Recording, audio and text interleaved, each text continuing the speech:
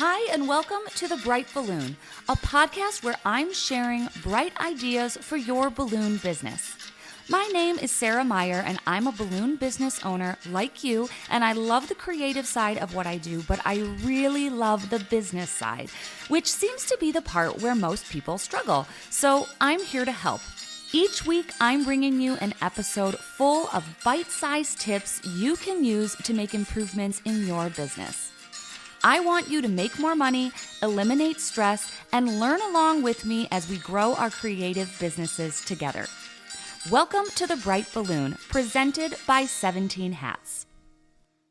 Hello and welcome to another episode. Today, I am chatting about the profit makers in my business. There are a couple of tools and strategies that I use that I think contribute the most to my profitability. So I have a pretty profitable business. I run super lean. It is just me and one other very part-time employee, and we are at a pretty high profit margin. And I think most balloon companies are, because balloons themselves are pretty profitable. You take something, you fill it with free air, and it's suddenly worth 10 times more. So it's kind of a magical business. But that's not to say that there aren't some traps. There aren't some areas where we overspend, or we let money slip through the cracks, or we're just not keeping track of our money. So I am going to talk about the ways that I think my business makes a little bit of extra profit. And these are all things that you can replicate in your business if you are not already utilizing these tools. Before we jump into this episode, let's head over to the U-Glue Hotline. Welcome to the U-Glue Hotline, where we discuss great advice that sticks. Brought to you by Pro Tapes. If you have a question or some great advice to share, click the link in the show notes to call in and leave a voicemail.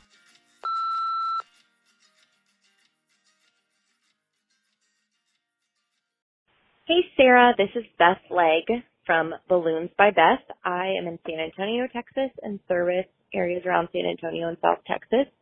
I love this idea of the hotline. I wanted to call in because I have some questions regarding backdrops. I work out of my guest room, so I have a super small space, and I don't do a ton of rentals because of that. I have one rectangular backdrop that can expand 7 to 10 feet, and a hoop backdrop, and one tiara backdrop. My main question is, if clients don't want to rent your backdrops, whether for money or whatever reason, and want to use their own, do you install on those? I always have a hard time because they end up falling over or they're cheap. But I also feel bad pushing clients to use my backdrops. It's always my recommendation, but I feel bad asking them to spend more money. And also, I hate going back to pick them up. So I guess I'm just wondering what your wording is around this, or if you do install on their backdrops, do you give some kind of contract, or like, I'm not responsible if it falls over? Thanks. Have a great day. Hey, Beth. Okay, I think this is such a good question because we have all gotten to parties where the backdrop is set up and it's like the flimsiest thing ever, and there's no weight on the bottom, and it's just going to be impossible to add balloons. Or what happens to me is I try to add balloons, and whatever fabric draping they have on there, it like gets in the way, or I make it look all wrinkly because the balloons put pressure on it. So I have really tried to move away from adding balloons to other people's backdrops. So now what I recommend is a freestanding backdrop frame. So I have a couple of options. Sometimes I'll just do columns, like flanking the backdrop. Other times I will call it a freestanding garland. I love this language. I stole it from Extra Betty. I bought her tutorial of how to do the freestanding garland, and then I have done that on a really large scale. So it's basically a column, but it has that garland look, but it's freestanding. That way it's independent of the backdrop. Because also a lot of times what happens is I get there and they haven't even set the backdrop up yet. So I don't want to be waiting while they figure out how it goes together, where the pieces are. That way I can really just like drop off those freestanding garlands and be done. And then the third option, and this one's kind of my preference, is that I just have my own backdrop frame from Amazon. Like, it wasn't expensive. I think it was less than $50, and it's expandable, and there's different lengths that you can put in. So it's pretty flexible in terms of how large it is. So that way, if I get there and their backdrop is bigger than I thought or smaller, I can raise it up, I can lower it down. It gives me a lot of flexibility, with which I really like. And it is a square frame, so it's like one that you would actually put fabric on, but I don't add the fabric. I just do my balloons, and then I kind of set it right in front of their backdrop. So it kind of looks like the balloons are attached, but they're freestanding. In a pinch, if someone orders like one garland and they have their backdrop, I'll just try my best. I don't have any language or anything like that, but more and more, I'm really, really trying to stick to my own. I think if you're looking for language to get out of installing on other people's backdrops, I would just say we're not able to install on your backdrop, but we have these other options. Just saying you're not able to do something, I think we shy away from that because it makes us sound like we're not capable, but most people don't question it. They're like, oh, okay, well, if you're not able to, you're not able to. So a lot of times I feel like the hassle isn't worth what those small rinky-dink backdrop jobs, are bringing in revenue-wise. Corporate is another category. Corporate people are usually happy to spend the money. They usually love the solution of having an independent balloon garland, and they usually have the budget to make it happen. So I always propose either that freestanding garland or bringing my own backdrop frame, or if they don't want to spend a lot of money, 2 organic columns kind of flanking the backdrop. But yeah, we've all been there. It's the worst, especially when people have them outside in their backyards and it's windy and you just know that thing's going to get taken away as soon as the first breeze comes by. So I always try to recommend my own, and then I charge for the delivery and takedown. So I hate going back for stuff too. But I am trying to get better at charging that strike fee or offering clients the option to return it to my shop. Hope that helps. Pro Tapes is a leading manufacturer of specialty tape products like Pro Gaff, Pro Artist Tape, and our favorite balloon tape, U-Glue, which helps you create amazing balloon arrangements and decorations in less time. You can save 5% on U-Glue when you buy directly from Having a Party using the code BRIGHT at checkout. And to help promote our brand new U-Glue hotline, I am giving the first 10 callers any free download of their choice from the Bright Balloon shop. That includes all templates, courses, or resources. So click the link in the show notes to call in and leave your question for the U-Glue hotline. All right, so let's talk about areas of profitability in my business. The first area where I think I am able to squeeze out a little bit of extra profit comes from the balloons that I keep in stock. So I utilize a custom color chart. This is not the first time I've talked about this on the podcast, but working off a color chart and limiting the number of balloons that your customers have to choose from is where I make a ton of profit. Before I had my color chart, I would just order whatever anybody wanted. So that took a lot of time. That meant I was paying a lot in shipping because I wasn't ordering efficiently. So I was ordering like 3 or 4 times a month instead of once, and every time paying a shipping fee. It also meant that I had like 50 half full bags of balloons in odd colors that I was never going to use again, because you very rarely have an order that needs like 20 of one color. You need full bags. You need a lot of one color to do an arch and columns and coordinating helium bouquets. So once you have kind of these misfit bags of balloons, they're not actually very useful. Like, you're not going to be able to generate a lot of money from them. What tends to happen is that you have to order more of that color, and then all of a sudden you have an inventory of like 150 colors of balloons, and you can't find them, and none of them are making you any money, and they're going bad as they sit on your shelves. So I tightened up my color menu, and I now have about 50 colors, which is plenty. That is enough for 99% of the jobs that I do. And I know some people have built different businesses that depend on customization and double stuffing, and that's fine, but you're not going to get your profit out of the balloons. You have to get your profit out of the amount that you charge, which is why all that custom decor has to be much more expensive.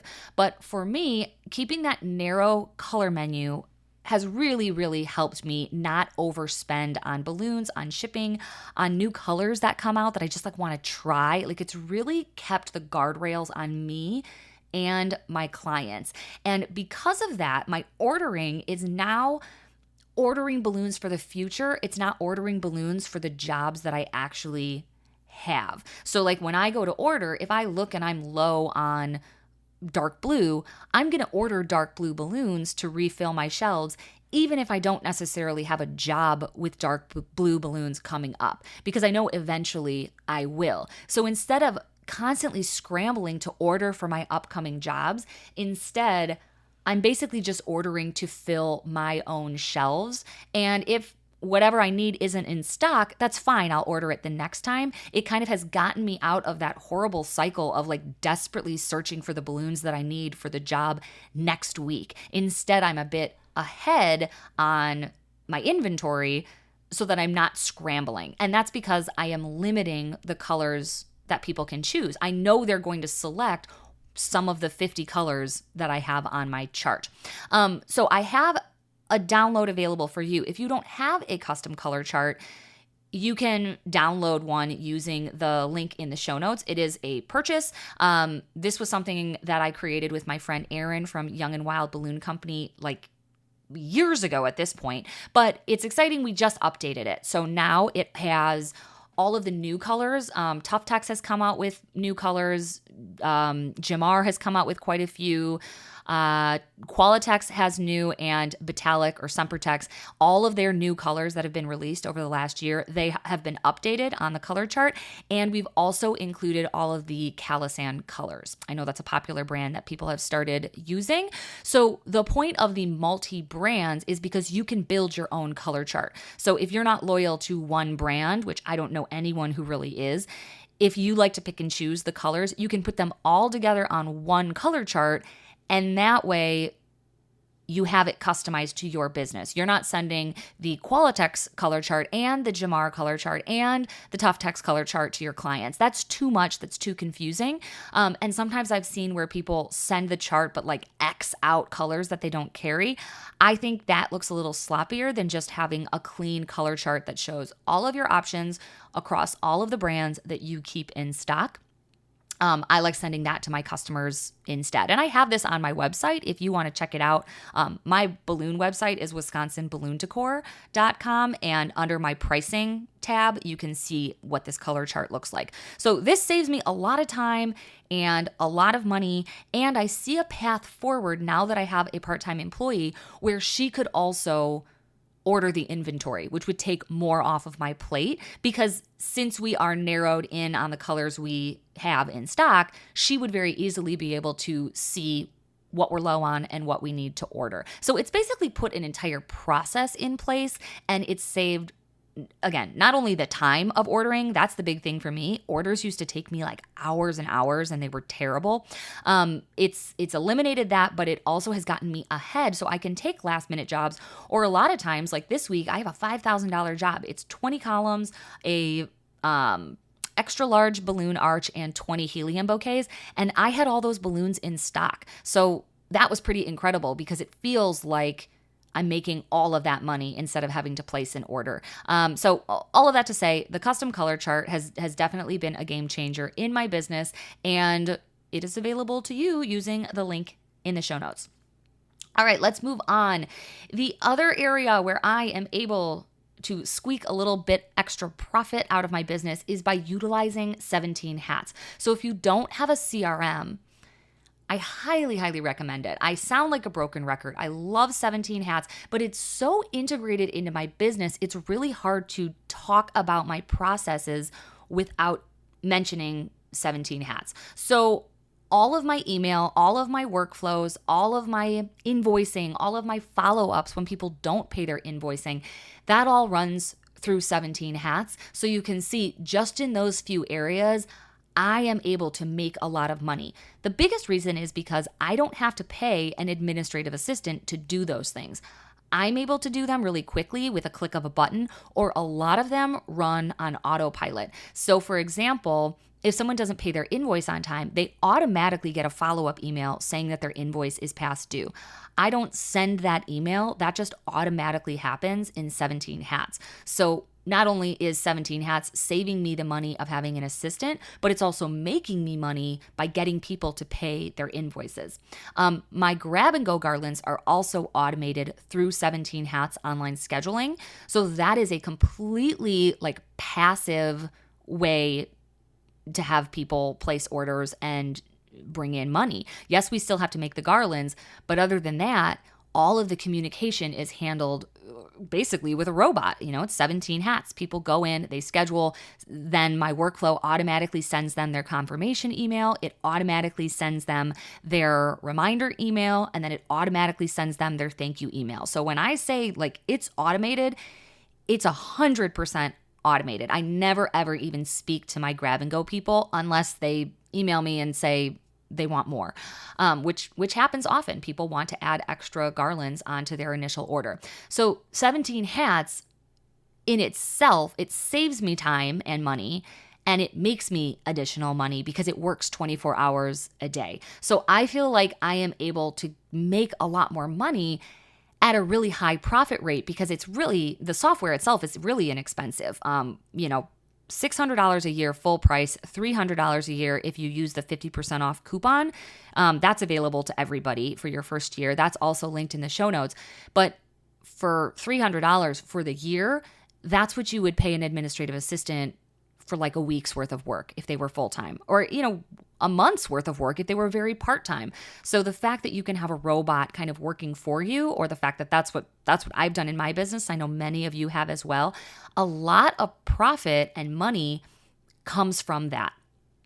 All right, let's take a quick break, and then I want to talk about how I actually manage my money and how that makes me a lot of profit as well. Hi, this is Jeff from Balloon Suite by Asset Lab. We help balloon decor businesses bring in more sales and leads with a high-tech toolkit that includes your website, your domain, your advertising, your search engine optimization. Our plans start at $50 a month, and we'll even buy out your Wix or Squarespace or GoDaddy subscription to help you get onto a platform that's made for and optimized for your business in balloon decor. Check us out at balloonsuite.com. All right, welcome back. So I talked a bit about some of the mechanisms or tools that I utilize in my business where I think I gain some extra money, some extra profitability. But I do want to touch on the actual money management that I utilize, which I also know makes me profit. So my cash flow system is called Profit First. This was a book. There are 2 episodes about it, episode 51 and episode 80 of the podcast, where I talk about Profit First. But this is a way to manage your money and to move things in a specific way so that you're essentially making sure that you take your profit first, that you are taking what's yours out of your business before you do anything else. So I know that that is gaining me extra profit because let's say someone gives me $100. That goes into my income bank account. And then I know where all that money needs to be divided. So instead of having all of my money in one bank account, I then divide it up, which this is exactly what the book tells you to do. And I have 4 other bank accounts. So 50% of that $100, $50 is going to go directly into my owner's compensation account. So that's mine. That's what I'm going to use to pay myself. Another 5% is going to go into my profit account. So I'm going to take that first. So if I had multiple owners, we would split that or share that or whatever, but that's also mine because I'm the sole owner.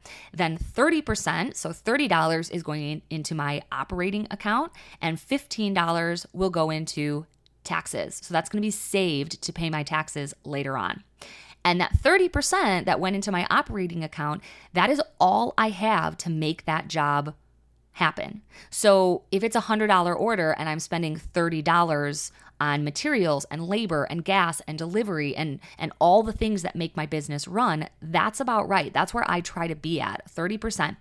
And because I stick to those percentages, I know that I am getting that 50% plus that 5% profit on every single sale. And I don't think most people do this in their businesses. They let all of that money sit in one account, which can be really misleading. If you look and you have $22,000 in your bank account, you're way more likely to splurge on that item that you want, or, not be super conscious of budget on a job, because if you're like, you know what, I need one roll of fishing line, I'm just going to get 6 just to be safe.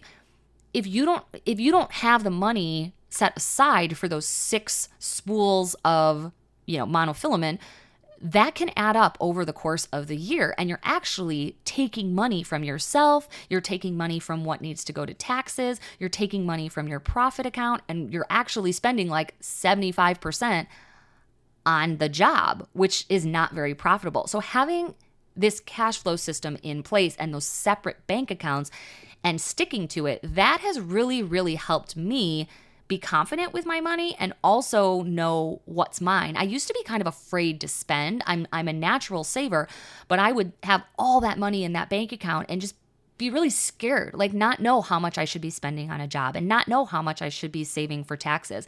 But by reading this book and implementing it in my business, I now feel confident. I know that I have that 15% set aside for taxes. I know that I should be functioning within that 30% operating account. And that's tight. Like that's pretty tight once you start having employees, is what I've learned.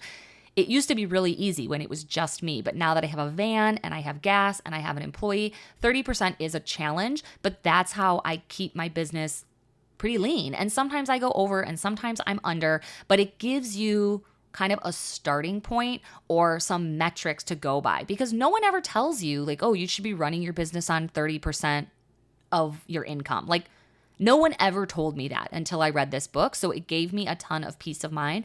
And because I'm taking that 50% and that extra 5% of profit, I know that I'm paying myself what I'm supposed to be paying myself. And if you can pay yourself more than that, a higher percentage, that's even better. But because I'm taking it first and then trying to make my business run with whatever's left over, that really helps. The opposite is usually true. People look at what they have in their bank account, they do their job, they pay their employees, they pay all their overhead, and then whatever's left is what they take for themselves, and it's never enough. So I do that opposite. I pay myself first, and then I make it work with what I have left. And if it's not working, we have to get creative and we have to figure out a less expensive option for supplies, or a faster way of doing something, or charge more or charge higher for delivery or installation. Like that money has to come from somewhere, and it shouldn't be coming from your pocket,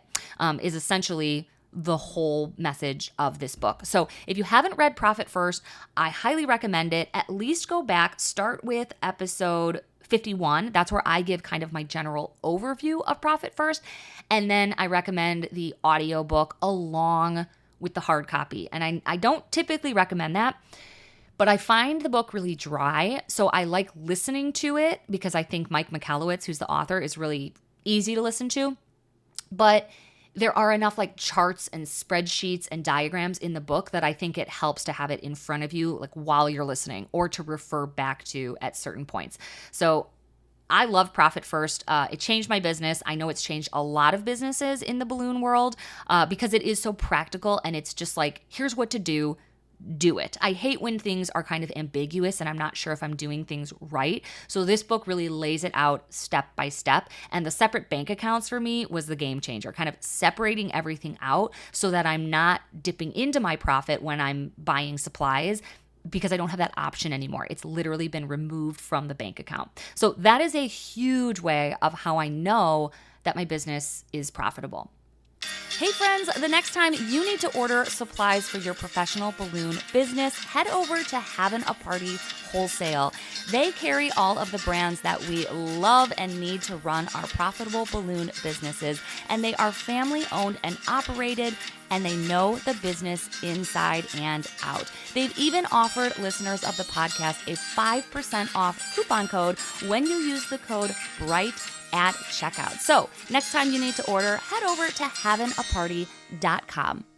All right, welcome back. Let's talk about the last area where my business has been able to be really profitable. And this is actually a new area for me, and it is rental items. So I resisted getting rental items for a long time because I do think it's a slippery slope. I definitely wanted to do balloons only.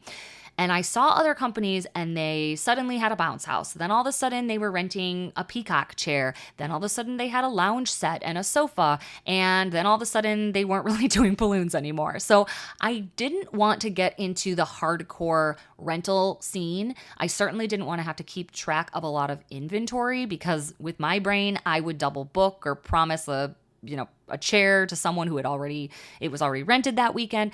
And I don't have a ton of storage space. So for me, rentals is kind of a loose term. I don't have very many, but I do have this new category in my business that I'm very aware is like 100% profit anytime somebody purchases. So those items include my marquee numbers. I got a set of marquee numbers made locally, and I rent them pretty inexpensively because I'm making my money off the balloons. I like when people rent the numbers because a lot of times that's what they want. And then the balloons are like an additional accent. So I really try not to rent just the numbers. I really want the balloons to be on there, but they're just an easy sale. And it's a lot. Like when someone rents a full 2023 and then wants balloons around it, like for a prom, that's a big sale.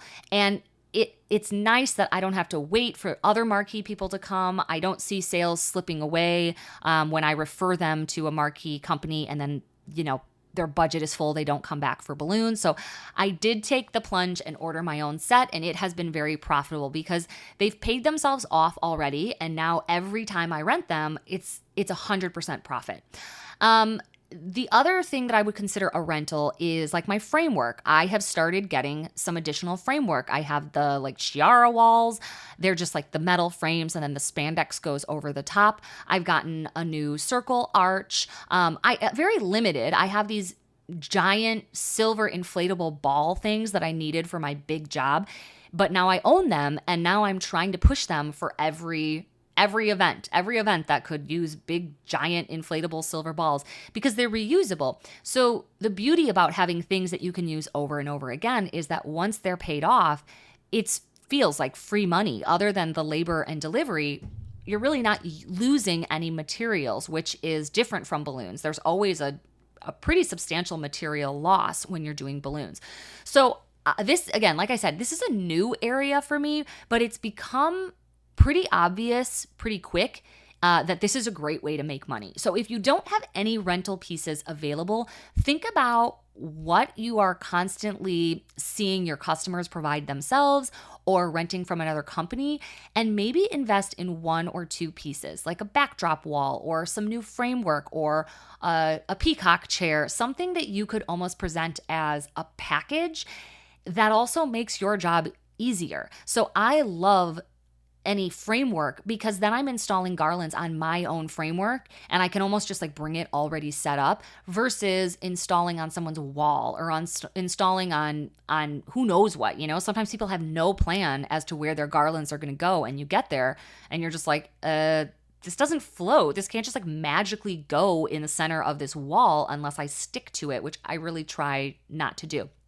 So sometimes investing a little bit in framework is a way to make money, but it's also a way to just save on the hassle. So all of that to say, this rental space is new for me. It's not an area where I'm wanting to go much deeper. Like I'm not looking to increase the rentals that I have available, but I am looking to push the rentals that I have available because, like I said, it starts feeling like free money once those items have paid themselves off. The one thing that sucks about rentals is that you always have to go back for them versus like a helium bouquet, you're not going to go back.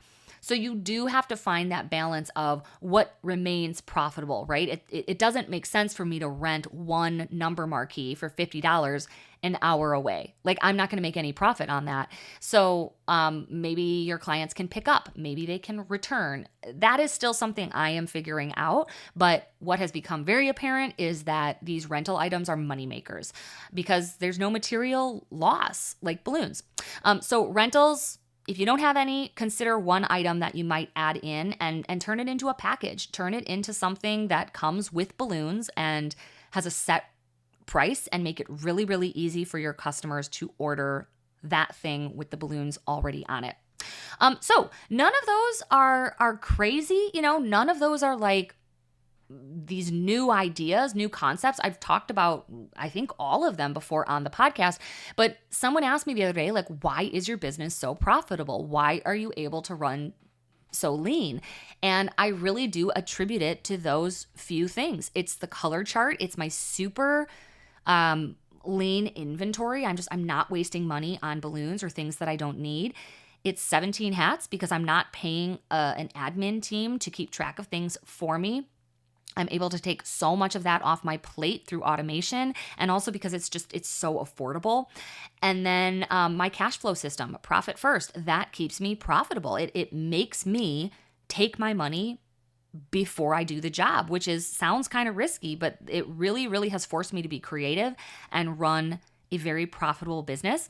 And then the last thing is these rental items. Anything that you can replicate over and over and just make profit on it without having to use balloons or recreate it or improve it each time. Like, it's the same thing every single time, and I make the full rate every time those numbers leave my shop. Every time my framework goes out, I am making money on it over and over.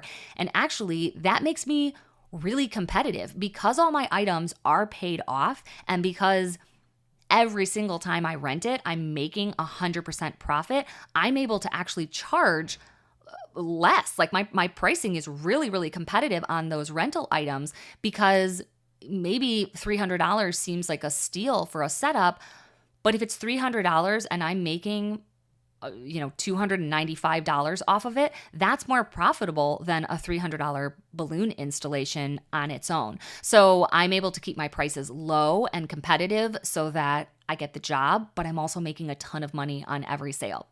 So I hope that is encouraging. If you feel like you're not making as much as you should in your balloon business, look at your prices first, look at your inventory second, look at your cash flow system third, and then try to implement some of those tougher things like getting a CRM up and running and increasing your rental or even just your package inventory.